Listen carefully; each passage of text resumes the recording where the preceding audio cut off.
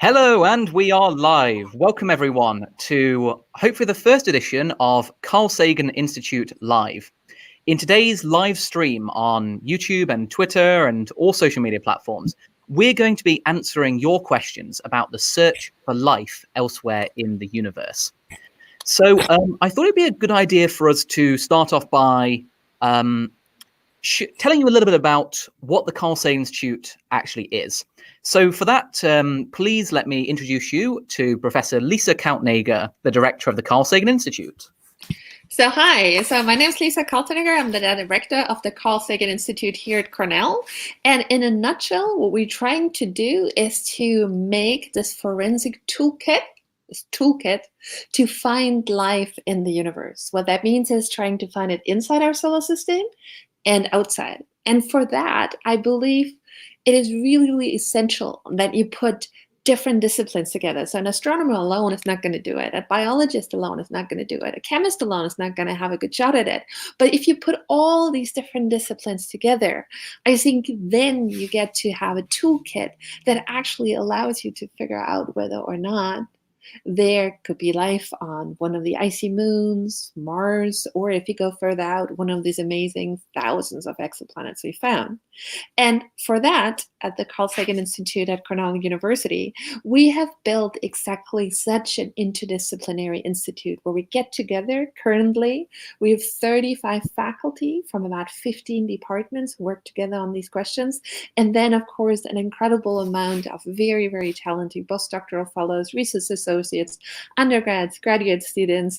And so all of us put our heads together to try to figure out how we right now in our generation can actually figure out whether we are alone in the cosmos.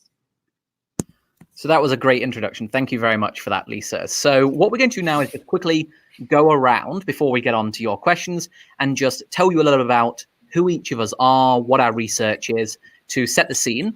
And then we'll dive straight into some of your questions. I already see that we've got questions in from Harish Shankar and Brandon. Thank you very much. And by all means, keep sending in your questions via YouTube. So why don't we start by hearing a little bit from Ishan? Can you tell us a little bit about your own research? Hi, everyone. I'm Ishan. I'm a third-year graduate student at Cornell and a part of Carl Sagan Institute. I'm interested in astrobiology and, as Lisa alluded to, developing techniques that will help us in this search. And my current project deals with Europa, which is a moon of Jupiter and is one of the most exciting destinations or places that we want to explore as part of the search of life. And that is because, like many of you must know, it has a liquid water ocean underneath its icy shell. So Ryan has pulled up an image of Europa. And we would like to explore the ocean because we know that it's salty. We know that there's a source of heat because the moon is getting constantly stretched and pulled by Jupiter's strong gravitational tides. And so its interior ocean or its subsurface ocean resembles the deep sea environments that we find on Earth, where we know that there are thriving ecosystems. So it's really an exciting place to go look for life. However, right now, the ocean is like between us and the ocean, there's like tens of kilometers of crust. So before we get to the technology where we can actually drill through the icy crust and get to the ocean and explore it directly, we are trying to understand how habitable it is by looking at its interaction with the surface. So Europa's surface is one of the youngest in the solar system, and that is because it's constantly resurfacing. And by what do I mean by that? I mean that it's interacting with its interior ocean. So water from the inside comes out on the surface and kind of renews the surface periodically, just like the tectonic activities we see on Earth, like volcanoes, like spew out molten lava, and you get a resurfacing on Earth.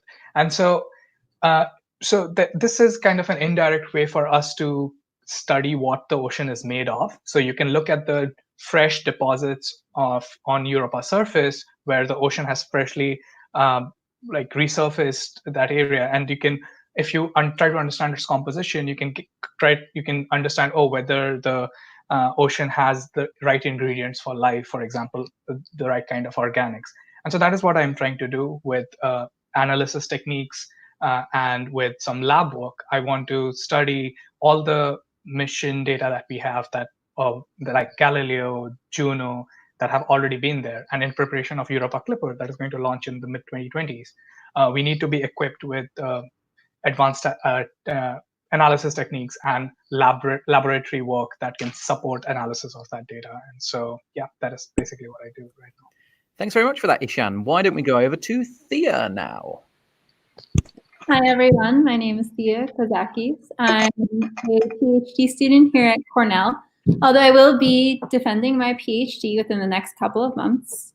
So I'm almost done here. And what I'm very interested in is thinking about how we could find life on planets around different types of stars at different points in their lifetime. So even if you were to put Earth around a different type of star, even if it was receiving the same amount of light that we do here on Earth and at the same temperature, the atmosphere would still be different because the radiation from the star is different. So in my research, I particularly focus on what would Earth-like life look like around stars that are dying and dead. So a lot of us have heard about how in 5 billion years, our sun will begin to die. Here we have a beautiful artist conception made by another member of the Carl Sagan Institute, Jack Madden. So the sun is going to expand. It is unfortunately going to come out and either nearly touch Earth or almost touch Earth. So life here will be over. But at this point in time, objects like Jupiter and Saturn and their moons like Europa that Ishan was just talking about will be in the habitable zone. So right now we have a couple of these icy worlds, but they have liquid water oceans underneath. And although we can't look for life on them now because of the ice shell, when our sun begins to die, we will be able to look for life there because they'll thaw. And we don't need to wait until our sun dies. We can look at these other dying stars around the sun. So that is a very interesting opportunity for habitability. And also I care about when the star is completely dead. So that's called a white dwarf. Here is another artist's conception, once again, by Jack Madden. And when our sun dies in over 5 billion years, it's going to turn into one of these objects that's very small, but initially very hot. And it's going to just cool down over time. And for a very long period of time, it's going to have a very stable, habitable zone. So I think about what Earth-like planets could be like around these objects as well. .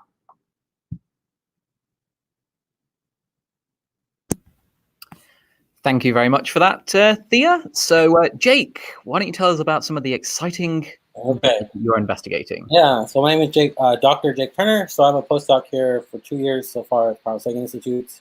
I did my PhD at the University of Virginia. And so my research, I have 2 different tiers of research. One is studying the atmospheres of really big Jupiter planets that are really close to their star, and they're really hot. So we call them hot Jupiters. And I'm studying a special class called ultra-hot Jupiters. I know astronomers are very creative with our names. And the one that I've been studying is called Kelt 9b. It's actually the hottest known planet that we've ever detected. It's actually around an A star. So as Thea was saying, we've detected planets around different types of stars than our sun, and A stars are a lot bigger and hotter. And so, you know, and this planet orbits in about several days. So it's actually really, really hot, 4,500 Kelvin, which is hotter than most stars in the universe, actually. So really smaller stars than our sun, it's actually hotter than them, and almost as hot as our sun. So it's a very exotic, even though it's a planet, right? It's the same, you know, mass and radius as Jupiter. So it's a very exotic system, and so we've been trying to figure out what its atmosphere is made of using observations from the ground with some ground-based telescopes, and trying to figure out what's in it. And so our most recent observations show that there's ionized calcium, it's losing hydrogen. There's also, you know, iron and magnesium. So it's a very interesting, interesting planet that we're still studying and trying to figure out more about. And, you know, one of the most fundamental questions is, does it act more like a star, or does it act more like a planet? And the answer is it's somewhere in between, which is kind of interesting. So it doesn't act like Jupiter, but it doesn't act like our sun. So we're still trying to figure out, it's like one of the most exotic planets that we know of. And then the other part of my research is studying the magnetic fields of exoplanets. And so why that's important is because we believe that the magnetic field of a planet it's going to be important for habitability. And we think that's, in our solar system, that's really important for why, for example, Earth has stayed habitable for billions of years, where Mars possibly was habitable, so it had liquid water on the surface, but now it's no longer habitable because its entire atmosphere is stripped away because it lost its magnetic field.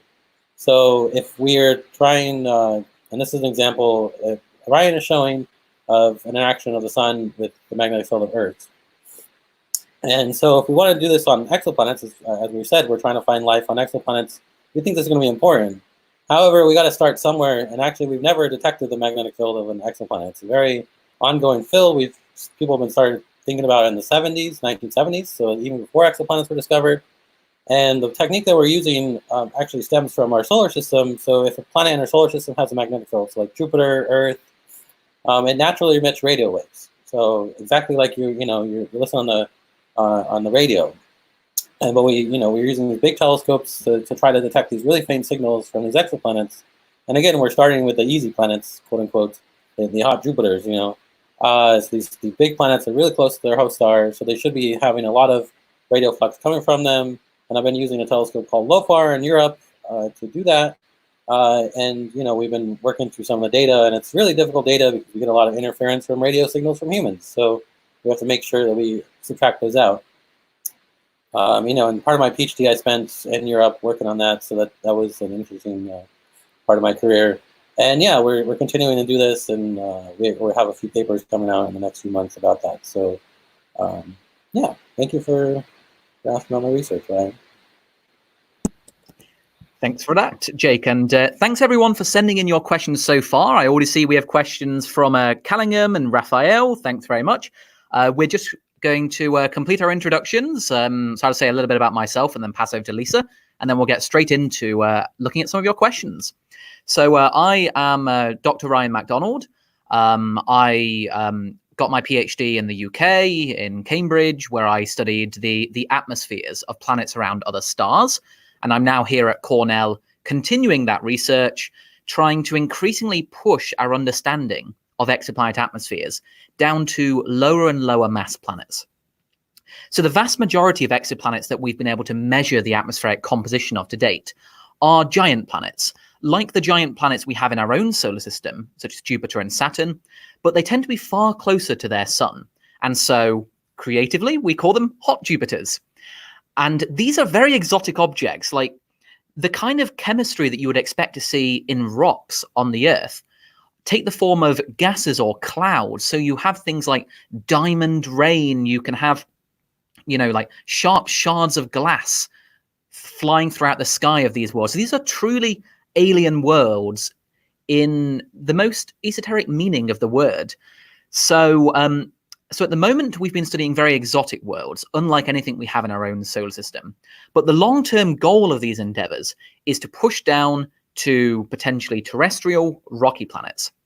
We can't quite access the atmospheres of these planets just yet, because their atmospheres are a lot thinner than what you have for a gas giant, and so you need incredibly sensitive telescopes to be able to access their atmospheres, such as the James Webb Space Telescope, which, fingers crossed, will be launching next year. So we're in a truly exciting time. We stand on the precipice at the moment of looking into the atmospheres of habitable planets around other stars for the very first time. And to tell us a little bit more about that, why don't I pass on to Lisa? Okay, so hi, my name is Lisa Kaltening. I'm a professor at the Carl Sagan Institute here at Cornell. And really what I'm fascinated by is trying to figure out whether we're alone. How could you find signs of life on any of these thousands of worlds that we found around other stars, around other suns? And as Ryan just told you, we are at the verge of being able to actually explore these tiny, tiny atmospheres of other small worlds. And we already found dozens of worlds that actually would fit within the categorization of being in what Thea said, the habitable zone. The habitable zone is this concept that we use to prioritize which planets to look at by using where we could find signs of life if they are there easier.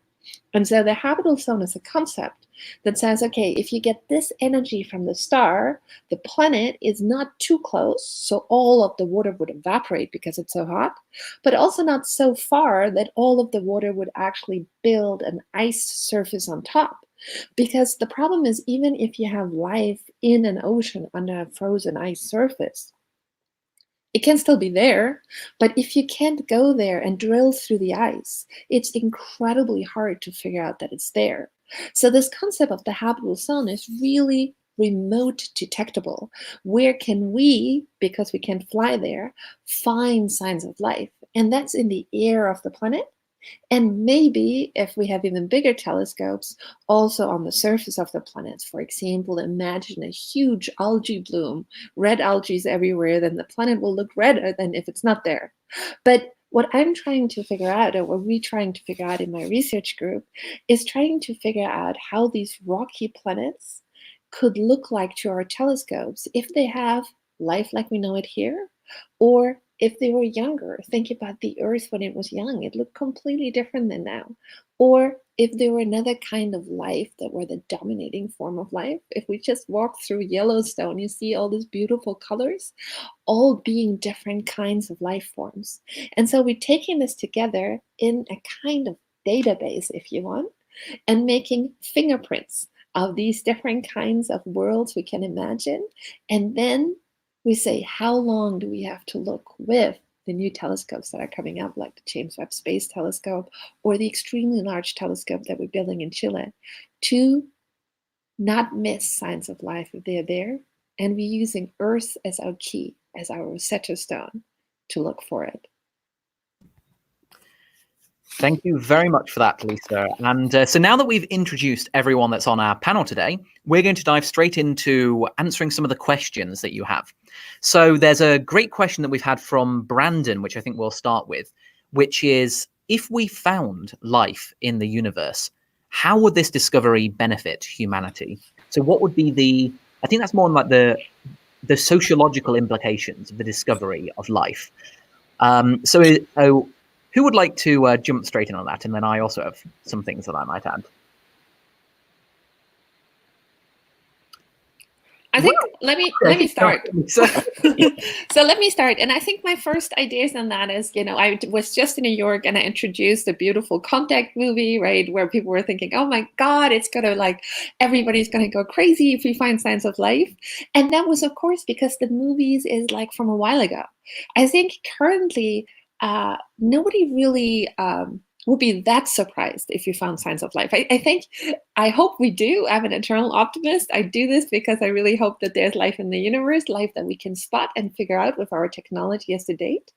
But I think that it will change less than we fear, but hopefully more than we imagine. And what I mean by that is that when I go out at night and I can point at that star and say, look, there's a world where I see signs of life, what I hope that will do is to put us all together to try to figure out how to find out more about this planet, about our space in the universe, and to maybe figure out that our best minds shouldn't be used to try to kill each other, but it should be used to try to get a form of transportation or a satellite to get us there, to get some more information about our neighborhood. And so how would it change life on the Earth? I think, just think about a history book. And let's say there is life and we can find it. There's the time in the history book before humankind knew that it wasn't alone in the universe, and it will be the epoch after. And I hope a lot of positive things will come with that. And I think it might, and it will, because these stars are so far away that I don't think you have to fear somebody to come and, steal water from California, what's kind of the sci-fi plot that most people go to. I think it's good. I think it's going to be super interesting, and I really hope we're going to find it soon. And I just wanted to add a little bit of historical context there, because we already know what the impact on society is of thinking that there is alien life out there. Because for a long period of time in the 19th century, it was accepted as common knowledge that there was a civilization on Mars.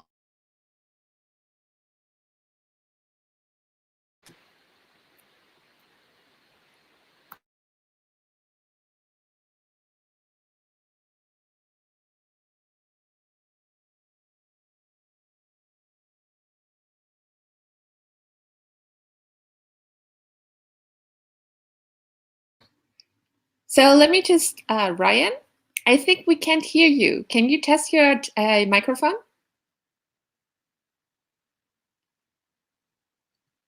Try again.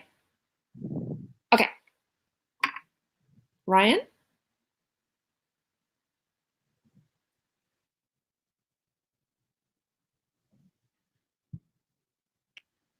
Hello. Okay, so Ishan is still on. Okay. So until Ryan gets back to us on the mic, let me just bring back that question that he asked, or to talk about it. I think there were different epochs in Earth's time where people actually thought that there was life somewhere else, and it hasn't destroyed humankind. What's a good sign for us? But I think now it's a little bit different, because this one now goes hand in hand that we can learn something, and hopefully we can also learn something about the evolution of our planet into the future. But I will give the mic back to Ryan if he's back on. Ryan, can we hear you?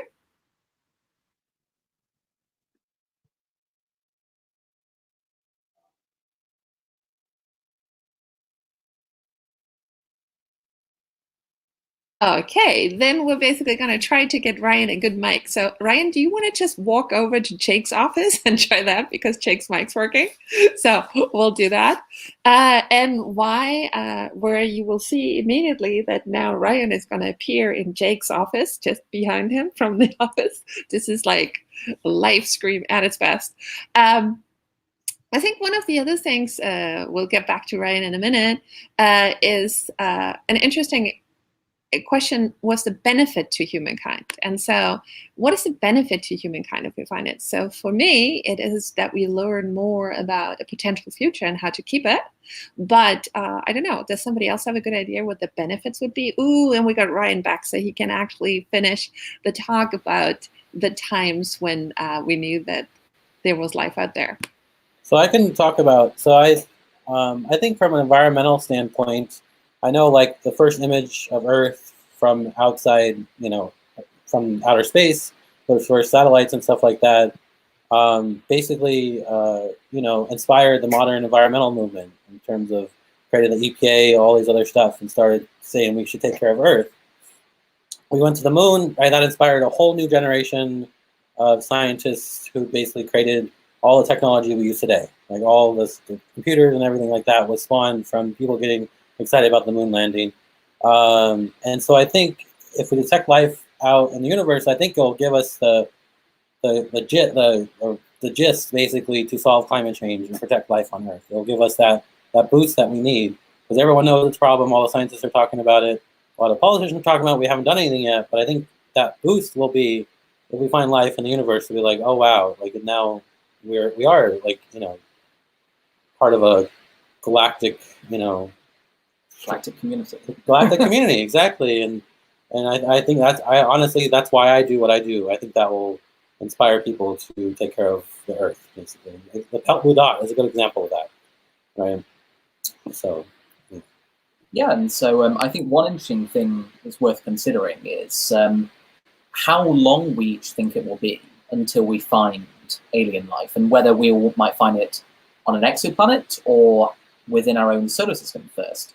So I was wondering, can we just quickly go around and just see how many years or days or what centuries, whatever period you think it will be until we detect life? So do you want to go first, Jake? So I think on exoplanets, probably within the next 20 years, we'll have some kind of indication that there is life. We might not be able to know how intelligent it is or how widespread it is, but I think we'll have some indication probably in the next 20 years. Solar system, I think it might actually be the same time scale, because like a lot of these missions that we're developing in the solar system are also in the same time scale. We're going to go pick up rocks from Mars. We're going to send things to Europa and Enceladus and possibly dig there, through the ice or whatever. So I think it might be somewhat the same time scale. What about Thea? What do you think? So I agree with what Jake is saying in terms of us looking for biosignatures and life in the solar system. But who really knows when we'll find life? For all we know, SETI, the Search for Extraterrestrial Intelligence, can pick up a broadcast, I don't know, today. But yeah, so there could be a bunch of different ways of finding life. So it's unclear to me, but exciting. It's, will we see something first by looking into the atmospheres of terrestrial planets, or will we find something maybe on Mars or Europa or Titan, which probably will be the same timescales? Ishan, how long until we find life on Europa? Before I answer that, I would like to point something out. So as Thea brought up SETI, it's interesting that right now we are searching for life on a spectrum of some sort. So we are looking for, we're trying to explore environments like Europa, where life might be or Mars, where extinct or extant life might be as small as bacteria or microorganisms, to SETI, which is looking for alien civilizations that have developed the capability to broadcast. And so, it's pretty interesting that people are working on finding the smallest kind of life to the most intelligent kind of life. As for the timeline, I think that very conservatively within my lifetime, I would say, definitely. Because there is a plan set forward for solar system, at least for Europa, where we have to go there with first Europa Clipper. Then there is a Europa lander, which is land on the surface and look for signatures. It will have biological experiments like microscopes and other things that will directly look for evidence of life in the surface sample. And so, and hopefully, as I said, within the next half century, we will develop the technological capabilities needed to drill through the ice and explore the ocean directly. So I don't know if we'll be able to find life there, but we'll definitely be we can get an answer of whether there is life or not there or not. As for exoplanets, I would say the same thing, and especially maybe 50 years to 60 years or something like that, keeping in mind that NASA missions get delayed a lot. So you have to keep that in mind. Yeah. So I think one of the things I really like is the answer that Michel Mayor gave, and he got the Nobel Prize, of course, last year with Didier Queloz for the finding of the first planet around the sun-like stars. And his answer is really great. It's like the chances for life outside of the solar system, or outside of Earth, not outside of the solar system, is 50%, plus minus 50. And I think it's a great science answer because we do not know. There is nothing to say that life shouldn't be widespread in the universe, but there's also no real information we have yet, because we haven't found life anywhere else, that it is. But I think if you look at all the niches that life inhabits here on the Earth, we are optimistic that it can find a way somewhere else too. And so it is a cheeky answer, 50% plus minus 50. But I honestly think that with the James Webb Space Telescope coming up, and it's at the verge of technical capabilities, do not think that this search is easy. So if anybody listens to this on this time, if we're saying you're going to be able to find it, it's going to be by the skin of our teeth. Like, we're going to try, we're going to have a tiny signal, we're going to try to interpret it, we're going to throw every doubt we have on it to make sure that we're not fooling ourselves. That's what we trained up as scientists. But in about next year, James Webb's going to fly next year, and the extremely large telescope on the ground in Chile, that's about 40 meters, a bit less, is going to start observing in 2025. Those are the first 2 telescopes that can actually find signs for life, if they exist, on the small rocky planets, as long as their stars is close to us. As for the solar system, it very much depends what mission it is, if life is something that we can recognize, right? And also if it's within the ocean, for example, for Europa, or if part of it went through some of the cracks and is on the surface, so easier to observe. And so, getting back to Ryan's question, absolutely, I'm with Ishan in my lifetime because I'm an eternal optimist. Maybe tomorrow. I think that's a bit less likely, but I have high hopes. And then I think in all of this, if you think about science, we are stepping stones, right? So every scientist puts a little bit more information out there for the next person to pick it up and try to find it. But to be honest, as a human, I do want to have all of these signs on my computer and say like, oh my God, look at this. This looks like signs of life on another planet, and I want it to be on my computer. Even so, it can be on yours too, but I want it on mine too, and just verify it. So why don't we take a question from Robert now, who asks, could we each say a little bit about our journey to getting where we are now? So how we came to the Carl Sagan Institute and what it's like searching for extraterrestrial life. so that other people know how they can get involved in this kind of research? Sure, I can start if you want. So I'm originally from Colorado. So I grew up in Walsenburg, Colorado, this really small town in southern Colorado. About 2,000, 3,000 people live there. One good thing about being there's not a lot of light pollution. So I got really interested in the stars because I went to a star party. I was this 11-year-old, had no interest in the stars and astronomy, but I went there anyway just because I was interested. More like I was bored, actually, to be honest. And I've looked through these telescopes and I was amazed. Like my entire universe just expanded overnight, pretty much, in terms of what I thought existed. And it just kind of went from there. I got my own telescope. I went on overnight, stargazed. I think we lost Lisa. No, I'm still there. I'm just needed to get my. Oh, no worries. And so I went stargazing myself. And then when I was in high school, I went to the astronomy camp at the University of Arizona, which was an amazing experience in terms of like giving me exposure to what professional astronomers do, which is different than what going with your telescope out and seeing the stars and the planets every night. Because we actually, we use the telescopes in space, or we use the telescopes in really high mountains like Chile, or sometimes like Thea and does theory. It doesn't actually use real data to understand what the universe. So it's very different, but that was really influential for me in terms of like going from the amateur point of view to what we do. And then I went to the University of Arizona for undergrad. I studied physics and astronomy. And then, I went to graduate school at University of Virginia. And I went to all these meetings, and eventually I met my French advisor, which is what led me into doing the magnetic field research that I talked about earlier. So it's just, it's been an interesting journey. It's been very difficult because sometimes you apply for graduate schools and you don't get in, but then you just keep trying. Sometimes you apply for postdocs and you don't get them. So there was a lot of determination there. It's not an easy journey, it never is. But I always like to say that I'm at the Carl Sagan Institute at Cornell, and it's phenomenal because I was listening to Carl Sagan when I was a kid. I read his books, and that was one of the reasons why I got interested in even looking at the night sky once I got the telescope and stuff like that. So it's kind of almost full circle that like Carl is one of the main reasons I'm here. If it wasn't for him, I probably wouldn't be here. That's to be honest. And it's phenomenal. Like you get this data, you're trying to understand it, and trying to spread it with the world, and just like it's such an amazing experience. I'm very humbled to get this experience to help humanity answer these questions that they've been asking since humanity started. So yeah, and I know I have that privilege, and I try to share that privilege with everybody on Twitter. I'm very active on Twitter and stuff like that. So. And obviously these live streams and star parties and stuff like that. So it's definitely something I feel very comfortable with. That's my journey, more or less.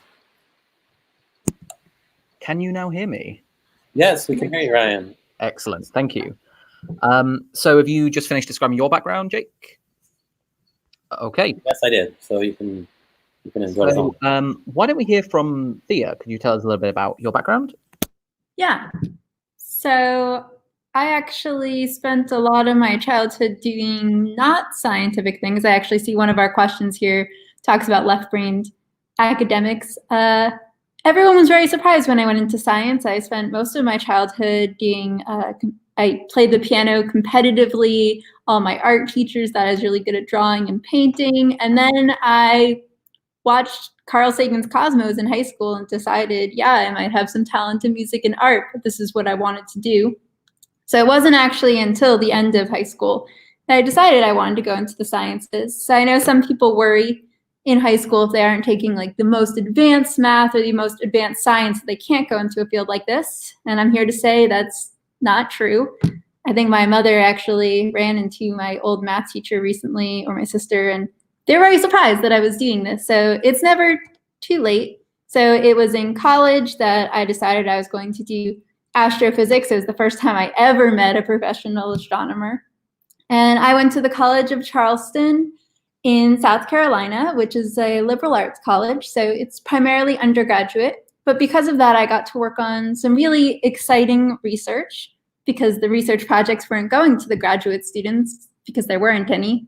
So I worked there with Dr. Joe Carson on imaging exoplanets. So it's the one method where you could actually see exoplanets. And I got to be a part of a really exciting discovery of something that is either a very massive planet or a very small brown dwarf, which is sort of between a planet and a star. And that was really exciting for me. And I applied to graduate school. I was very fortunate to be able to come here to Cornell. And when I started here, because my research right now is a lot of chemistry and biology, so I know some people worry that they can't do this kind of work if they don't know the chemistry or biology, but I also didn't know those starting graduate school, and that's what most of my thesis is on. So as long as you're willing to adapt and be willing to sort of, I just threw myself into this field of astrobiology, and it was very unknown to me, you could still do that. And it's really great to be able to go somewhere where you do have the opportunity to work on different research projects. And yeah, so I'll be a postdoctoral researcher next year. And yeah, I'm just very excited to continue the search for life. Hopefully the James Webb Space Telescope will be launched soon, so I can actually switch from being a pure theorist and maybe looking at some data. But until then, I'm very happy just speculating what life could look like on other planets. And I think there was an important point raised by Thea there, which is that, you know, the path into academia and into research in general is highly nonlinear, and it's this complicated web that is tangled and goes in all manner of directions. And so if you want to get involved in the search for life, there's not just a single degree or subject that you should study. At the end of the day, you should study what you enjoy doing, which connects to the search for life. So there are people who study geology and then go into planetary science and exoplanets from that. People come in from physics and mathematics, from chemistry, biology, all manner of different fields. So just do what you enjoy doing. And if you're passionate about the search for life and you keep chasing that, you'll get there eventually. So there's no one route to be involved in this. And I think another thing to also mention, and somebody asked about this, there's a lot of citizen science projects that you can get involved in. Even if you have another job and don't want to do this full time, you can pick what's interesting to you, whether it's the search for life, whether it's other bio or chemistry or any other projects. Just type in citizen science projects and you'll see a huge list of things that you can look for. So if you want to get involved that way, that's also a way to do it. Yeah, one of those, just to mention one, like the Planet Hunters website, you can use that if you want to help detect exoplanets yourself. And indeed, some of the very exotic, interesting objects, like you might have seen many years ago about the whole alien megastructure star, which turned out not to be aliens, just to be like a cloud of dust. But these are the kind of things that sometimes can be missed by computer algorithms, which are designed to look for planets. And so there's definitely an aspect of serendipity about when we find life in the universe, it will probably be something very different from what we're expecting. And so we always have to keep our minds open to be surprised when doing this kind of research. Yeah. And going off of what Ryan said, there's been a radio search for SETI based off of SETI. So SETI online or SETI at home, use your computer to help the SETI people search for stuff. But there's also the Breakthrough Listen, which is using a lot of different telescopes to look for SETI signals, basically. So technological signals, and all that is public. So it goes on their website. You can look through it. And one thing about science is this is not done by ourselves. This is done as teams. And the whole point is you publish a paper, someone checks it again. That's why, and that's part of science, is it needs to be reproducible, it needs to be verified by multiple groups, multiple people. So even if, as I think Bruce said, a citizen science says, oh, I found an interesting signal, what is it? And then we go look, we take more telescopes, we take other things, and we find out, oh, maybe it was a pulsar, which are these really fast rotating neutron stars. Maybe it was humans as well. So that's the problem, is like humans have a lot of radio signals all over, all these satellites that we have to take care of. So it's really painstaking. You got to make sure, you know where every satellite is in space at all time, which sometimes you don't. There's talks about NASA setting a telescope on the moon, for example. So yeah, a lot of this data is now becoming public. You can become part of the citizen scientists. They're now incorporating this into like video games as well. Like Planet Hunters is in EVE Online, so if you want to make money in EVE Online, you can look for planets around real stars. and then get money in the game and buy ships. So it's like we're trying to incorporate a lot of different people who just find it interesting. Obviously, I think it'll be very important for philosophers and artists and stuff like that to be involved in the search too. So I think it's open to everybody, and science is becoming more and more open. Like a lot of all NASA data is eventually open to the public. It's funded by taxpayer dollars. So there are definitely a lot of ways you can get involved. And there's a lot of tutorials of stuff you can go through and stuff like that. So it's becoming more open, which is very nice to see. So Ishan, could you tell us a little bit about your background? And also there's a question from Bren that looks like it would be relevant to your interest, which is, will we use robot submarines to explore objects like Enceladus and Titan, and possibly Europa as well? Okay, I'll start by answering that question. And yes, there's a lot of active research being done on developing the technology of like robotic submarines that can go and explore oceans or bodies of water that are covered by an ice layer. And people are actually testing the earliest versions of these explorers in Antarctica and Arctic. And so I would recommend that you go check out the website, the group at the Jet Propulsion Laboratory called Ocean Worlds Lab. So it's Ocean Worlds Lab. And if you just Google them, you can find the website. And they are one of the pioneering groups that do this kind of work. And they have, they periodically go to Antarctica and test out their submersibles. And so the idea is that you have a robotic explorer and it will kind of melt its way through the ice and then get to the ocean, and it can just explore it will have a lot of scientific instruments and then send back the data to us. So there are a lot of difficulties in it. For example, Antarctica's ice is just a few meters thick, whereas the ice on Europa, the ice shell, is tens of kilometers thick. So just drilling through that or melting your way through that is a big technological challenge. And then once you are inside the ocean, how are you going to send the data out? Like we usually in spacecrafts, they use radio antennas to beam the data back to Earth, but doing that from you're 10 kilometers beneath an ice shell will be difficult. And so it's happening. People are developing the technology, but as I said, it's probably decades into the future that we'll be able to realistically send something like that to one of these icy moons like Titan, Europa, or Enceladus.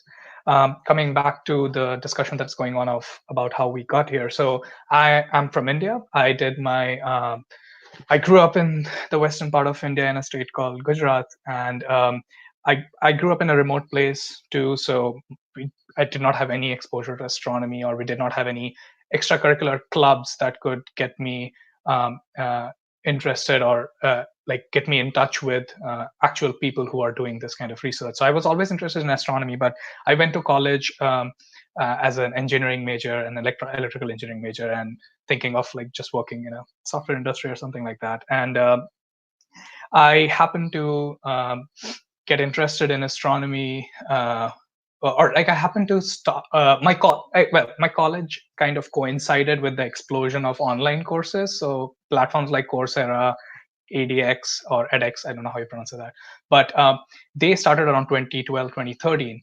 And I started doing courses online on subjects that I could never get access to when I was in school, or they were not offered in my college. And astronomy was one of them. And it was just amazed by the fact that, okay, the science behind it, it's really, really cool. So, then I also got to read Carl Sagan's book. The first one I read was The Pale Blue Dot. And it was just amazing to me. And I got to know about this field called astrobiology. And I realized that my generation, or the time we are currently living in, is a very special time because this field is exploding. And you have, as one of the pioneers of exoplanet research, Sarah Seeger, who is a professor at MIT, she said that we are the first generation to have the capability to explore, of discovering life and exploring our neighborhood for the search of life. And so that resonated with me, and I decided that, okay, yeah, I really have to get into this and make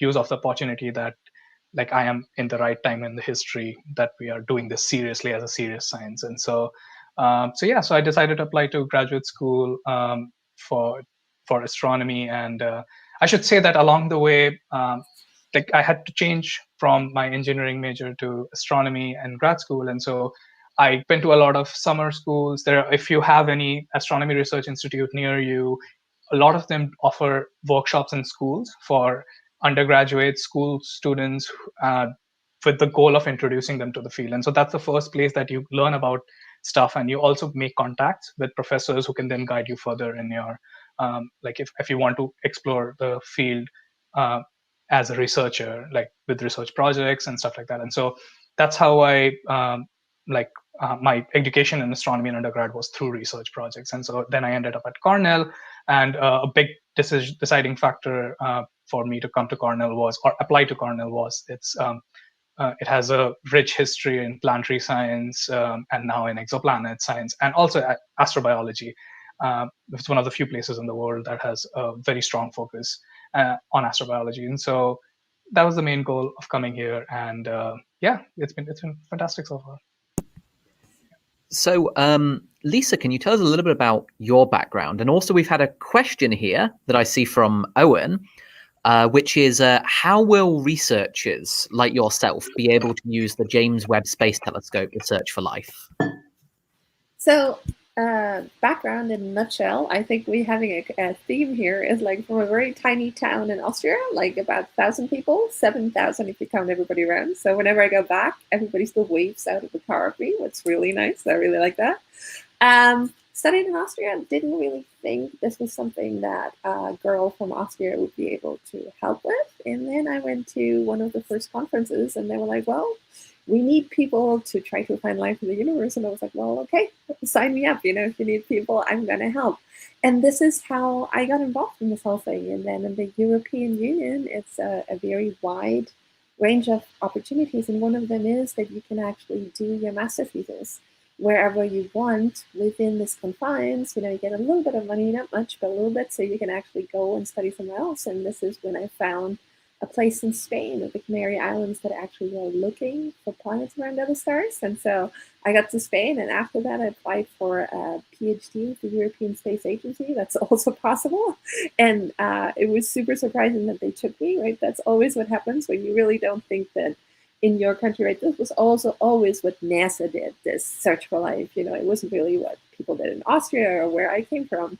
And so it was really exciting because as Ishan was saying, like trying to, if you Google it, it's just like the internet's great. If you just try to find some opportunities and then just tirelessly just email, So like, for example, my opportunity in Spain searching for planets on a telescope around other stars was actually, I emailed them, was like, look, I would really like to come. I happen to speak Spanish because I was in school and had Spanish. It's like, and I'm free. I just need a computer and you tell me what to do. And they were like, well, if you're free, we're happy to have you. And so this is how everything started out. And then with the work at the European Space Agency, I helped design a mission to search for planets like ours. And there, we were always searching for modern Earth. And this is where I got the idea. I said, like, somebody has to look at Earth when it was younger, at least, right? Because that we find an Earth right now at this point in time is very, very unlikely, even if we have billions of potential Earths out there. And I'm getting to the number because if you count the stars at night, if you count to 5, 1 out of 5 stars has a planet that's small enough, so it should be a rock like the Earth, and that's in this right distance, the habitable zone. And so this is why we actually have an opportunity now with these upcoming telescopes like the James Webb Space Telescope to look at the atmosphere in this one of these close by rocky worlds in this right distance, not too hot, not too cold. And light is energy. So if light hits a molecule or an atom, the molecules will start to swing and rotate, and an atom could shoot an electron to another orbit. So when light goes into the planetary atmosphere, part of it gets used because those molecules rotate and swing, or the electrons go up to another orbital, to another energy state. And so the light that comes to my telescope is missing some light that should be there that was sent out by the star. because it got filtered through the planet's atmosphere. And that's exactly what we're going to use with the James Webb Space Telescope, finding this missing light. Because each molecule, if you think about it, for example, water molecule H2O, right? So 2H1O, or if you think about oxygen, 2 O's, they have a different energy that will make them swing and rotate. So a different light will be missing. That's how we want to use the James Webb Telescope and the extremely large telescope later. And if you want to go even further in this history story, and it's just going to be one more minute. So then when I decided, okay, we have to look at the Earth as it was through time, or, you know, a bigger Earth, a smaller Earth, a different kind of life. And then at that point, I figured, well, I can't do this on my own, you know, and I need a lot of really good ideas that other people have, and people who have like backgrounds in biology and chemistry and so on and so forth. And this is when I got to the idea that I needed a team of amazing people to help me. And so when Cornell offered the opportunity to build such an institute here, that's why I came. And I remember it was really funny because they said, what do we have to offer you for you to consider coming to us? Because I've had a couple of offers, I was lucky.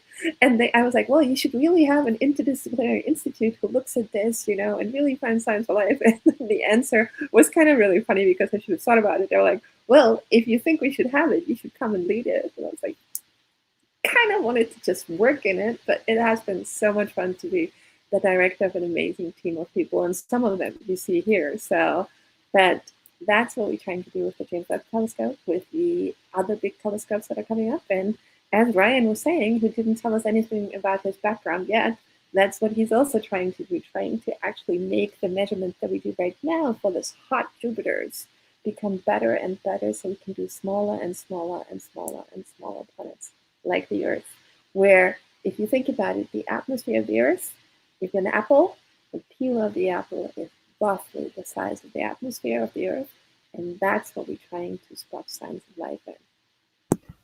So building on that, I'm going to be ambitious and try and answer 2 questions in one. So Lisa was just telling us a little bit about the background of how we can measure the composition of exoplanet atmospheres using telescopes like James Webb. Light goes through, it's absorbed by different molecules, and then we basically look for whichever wavelengths or colors of light are missing. And then it's almost like a chemical fingerprint we can use to identify different species. So one of the really exciting things is you may have heard about the TRAPPIST-1 system that was discovered 3 years ago. And so many of the TRAPPIST-1 planets are going to be observed as soon as possible with James Webb once it launches. In particular, TRAPPIST-1e, which is the one that we believe is pretty much in the center of the habitable zone, so the best prospects for looking for life, at least as we understand it on Earth. We're going to see 5 transits of this with James Webb just to start with, and that should be enough to tell us at least what the main components of its atmosphere are. Is it dominated by carbon dioxide, for example, or nitrogen or something else? It'll take us a few more years of observations to build up to the level of signal where we can look for biosignatures, like ozone or oxygen or nitrous oxide, but we'll get there. And so, I mean, I'm an optimist. I am hopeful that we will get the first signatures of life within the next 10 years or so, at least from beyond our own solar system. And then it will probably be controversial for another 30 years until we get the next generation of telescopes that can definitively show that our interpretation was correct. So, and to loop in another question from Ostroklos, hopefully that's pronounced right, how much will machine learning be used in order to try and find extraterrestrial life? And are we already using it? So yes, machine learning techniques are already being used in the atmospheric characterization of exoplanets. The process by which we take a spectrum of a planet observed, for example, by Hubble, and work our way backwards to try and figure out the composition of this planet is something we call atmospheric retrieval, which is what my research focuses on. And there are many researchers and groups around the world that are experimenting with using machine learning techniques, such as random forests or neural networks, to try and accomplish this process. So machine learning is a relatively new phenomenon in exoplanet science, at least for atmospheres. Just in the last 2 or 3 years, people are starting to try about with it. But we'll see. I think there's a lot of potential there. Yeah, going off of what Ryan said, I know that people are using it to find planets as well around Kepler, with Kepler data and test data. That's been somewhat successful. I think there have been some people using the on SETI data itself, which has been interesting, in itself. Again, like a lot of it says, "Oh, this is life," that you found life on Earth because you find all these radio signals. So, so you have to be careful with that. The computer is only as smart as you let it be, basically. So anyway, but yeah, people are definitely trying to use that. And I'll be using that some of my research, looking for these radio signals, natural radio signals from exoplanets characterized as magnetic fields. I'll be starting that probably in the next few months or years. So yeah, it's definitely becoming more popular in the field of looking for life. So we have a question here that I think would be great for Thea to take a look at. Now, we've talked a lot about finding life in its current state, but one of the most exciting things about the search for life is that it can tell us about the future of life, both on the Earth and in our own solar system. So we have a question from Raphael, which is, if life on Earth were to cease to exist, would that be the end of life in our own solar system? So that's a good question. So there's a good chance, well, then again, we don't really know what chance it is, that we are not the only life within our solar system here on Earth. It is true that when we talk about astrobiology, we do come back to Earth a lot because it's our only confirmed life. But if something did happen to life on Earth, there could still be life on moons like Europa, Enceladus, Titan. Maybe there's still something hidden on Mars. And I'd also like to point out that there have been several mass extinctions on Earth that did wipe out nearly all of the life. So the planet has shown that it's very good at developing new sorts of life. So billions of years ago, there was life on Earth. It didn't look anything like life here. There wasn't really any oxygen. There's a lot more UV, but there was still life that was able to exist. So if something unfortunate does happen to all of us on Earth, a meteorite strike, something, I don't know, there's a lot of ways that space could kill us actually. But that doesn't mean it's the end of life. Maybe it's the end of life as we know it on Earth and something else could arise. But also, there's still chances for life in the solar system. As I mentioned earlier, when we know that life probably will completely end on Earth when our sun dies in 5 billion years, that means that the habitable zone, so the zone where liquid water could exist on the surface of a planet, will move out to objects like Jupiter and Saturn. So at that point in time, these icy moons like Enceladus and Europa are going to melt. We're going to be able to see their oceans, see the life there. So even though life on Earth would have died, life in the outer solar system is going to be very happy. So I don't think there's any way that all of the life could die at once, if that makes sense, which is comforting. Well, that's a nice optimistic note. And it leads us into very nicely, I think, what will probably be the final question that we'll look to today, which was one of the first questions we received, actually, which is, what is the solution to the Fermi paradox? Simple question. So I was hoping we could just go around and maybe in a minute or so, just try and hear what each of our ideas are as to the answer to this question. And if you're not familiar with the Fermi paradox, it's essentially, if life is common in the universe, why haven't we already seen signs of it? Why don't we see, I don't know, flying saucers flying every day over New York City, for example? If life is common, where is it? So who would like to start with their favorite solution to the Fermi paradox? If you want, I'll start. Yeah.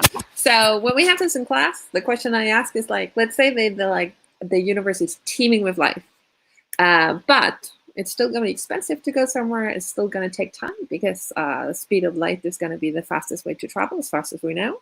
So I give you 2 planets. I can make it to 1 to explore it. One is 5,000 years older than us and shows signs of life, and one is 5,000 years younger than us and shows signs of life. So which one would you pick? And I also post this to the audience, but most people pick the more evolved one because, to be honest, we as humans might just not be as interesting yet. We have steps on the moon but nowhere else yet. So if I could pick, I would pick a more advanced civilization to learn something, and most other people do too. So, Thea, where do you think the aliens are? Like, why haven't we seen them?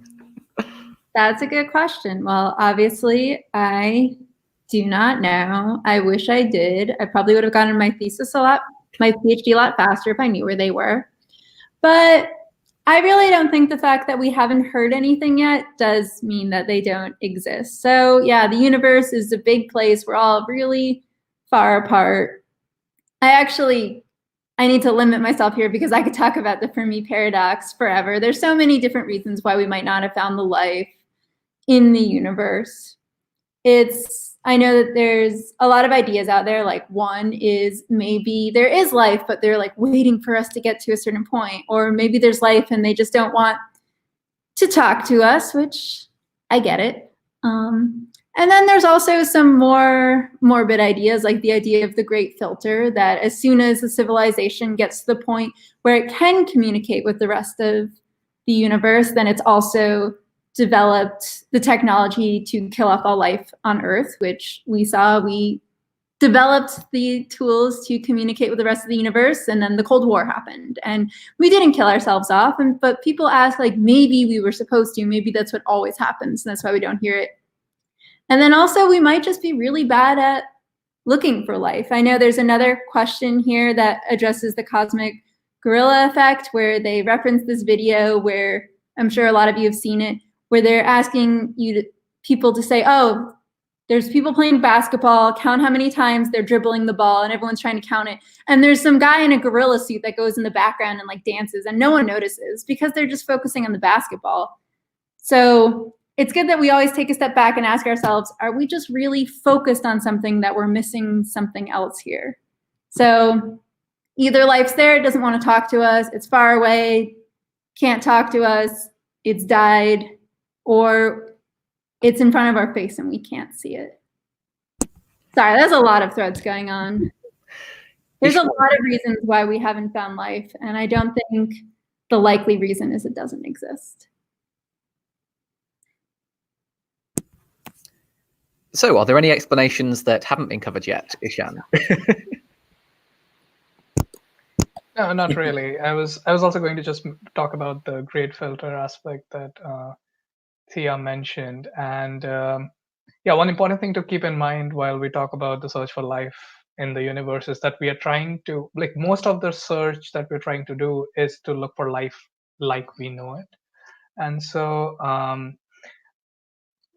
missing the gorilla effect that Thea mentioned can very well happen because the life that we are trying to find is nothing like what we have on Earth. So the signatures that we are looking for, the biosignatures, might just be not correct. And so I am also in the camp of thinking that it's not really, I mean, it should not affect our work. The Fermi paradox should not affect our work because, yeah, there are so many unknown factors and there are so many assumptions that go into it that, yeah, I don't see it as a deterrent. So I'll just go off what Yushan was saying. So I was at a talk by Jill Tarter many years ago. She's the person that helped create SETI, and she's been doing this her whole career. And she said that, imagine our galaxy as the ocean, and like, so she asked the audience, like, how much of that ocean have we searched with SETI? And it was a drop, one drop, right? We've been doing this for decades, but we don't have big enough telescopes. We haven't been doing it long enough. It's difficult to do. We don't get a lot of resources, especially for SETI. It's not funded by NSF, for example. And so, so it's space is large. We know we haven't been searching in all of space. Right, and we've only detected exoplanets in 1995. That was around the pulsar, and 1992, sorry, and the first one, and so now we know 4,000. But like, there are billions of stars in our night sky, and out of those 4,000 planets that we know of, we've only looked at their atmospheres of a handful, and most of the atmospheres we looked at are the bigger planets, the Jupiter planets, because that's the only ones we can study.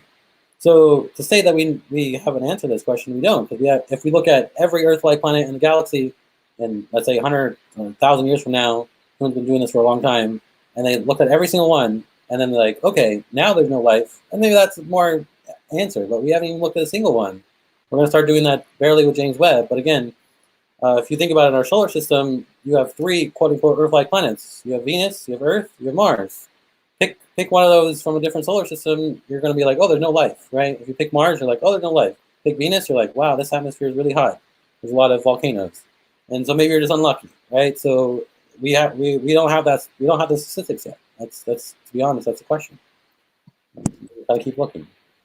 And so, one point that I wanted to make just to wrap us up is that often the Fermi paradox is framed in terms of the Drake equation in order to estimate how many civilizations there may be in our galaxy.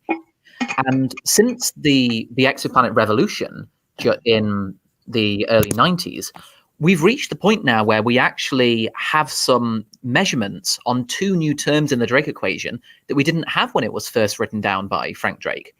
So originally, I mean, there were estimates of the star formation rate in the universe, but now we know from missions like the Kepler Space Telescope how many planets there are per star on average, seems to be between about 1 and 2. And we also know the frequency of potentially Earth-like planets in the habitable zone of their star, which could be as high as about 1/6 or so, or 20%. So what we're seeing from those 2 new measurements is perhaps there are far more habitable planets in our galaxy than people would have thought in the 1960s or 70s. There could be, as many as 40 billion Earth-like planets in our galaxy if we count M stars. So what we want to do is continue this incremental approach by now working to detect life on exoplanets. This doesn't have to be intelligent life. It could just be simple single or multicellular life. We'll get the next term in the Fermi paradox. We'll then be able to start talking about things like around which types of stars does life start on. So we have a scientific approach to tackle the Fermi paradox that we're incrementally taking. And it seems to be working. And so I think we'll probably leave it there for now, since we've gone on for about an hour or so. Thank you very much for everyone who's sent in your questions. I'm sorry there were a few that we weren't able to get to today. If you're still interested in having those questions answered, the easiest way would be to tweet us at CSI Institute, and that way we'll be sure to answer any residual questions you have. We're also hoping to make live streams like what we've held today a somewhat regular occurrence. So maybe next month or so, we might hold another one. Thank you so much for joining us all today. Thank you for joining us. Bye.